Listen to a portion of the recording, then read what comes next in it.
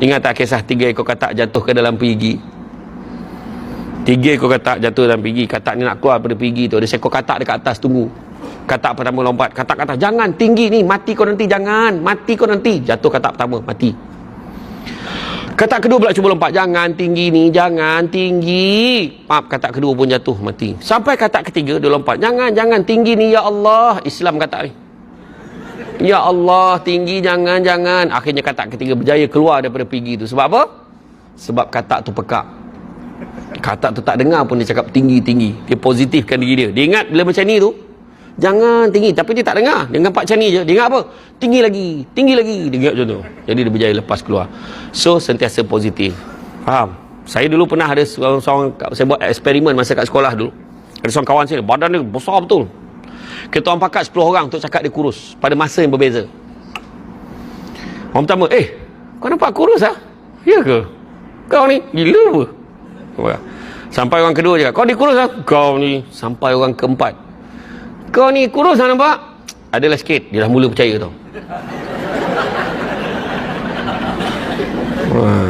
Sampai orang yang ketujuh, weh, kau nampak kurus tak? Itulah, takkan baru nampak kot. Macam tu. Sampai saya orang yang ke-10 nampak kesimpulan ni. Saya, jap. Betul tak? Apa kau nampak kurus? Nanti aku ajar kau caranya. Dia dah confident, nampak tak? Dia nak ajar pula cara macam mana. Nampak tak? Itu sebabnya. Tapi sebenarnya gemuk ke, kurus ke, yang penting senang di mata pasangan kita sudah. Ya.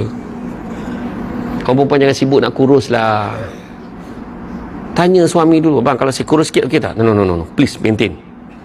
Ada suami dia suka dengan saiz kita tu. Sebab bila dia peluk tu, sedap macam tu. Ya. Ni macam peluk tiang elektrik tu. Ya. Kenapa perempuan nak kurus? Kenapa nak kurus? Sebab nak sihat, produktiviti, kerja saya segar. Okey. Kadang saya nak kurus jelah biar lawa sikit kan. Percaya cakap saya, cantik dan kurus tak ada kaitan. Kalau dah muka kau tak boleh belah tu, tetap tak boleh belah. Kau tahu, kau ingat tu. Macam tu je ayat aku. Janganlah kecil hati. Benda tu kan saya cakap, kecantikan tu subjektif. Cantik kat suami kita sudahlah. Kan? Kau beraya cantik nak datang program Samsul Debat. Kat rumah kau, aku kan tak tahulah passion kau kat rumah.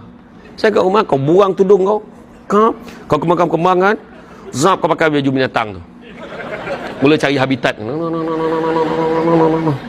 Lepas tu marah anak. Pergi mandi. Astaghfirullahalazim. Tadi dekat sini kau main sopan. Ustaz, makasih tau datang sini. Marah anak tak cukup tanah. Pergi mandi. Kuat badan. Pergi mandi. Astaghfirullahalazim.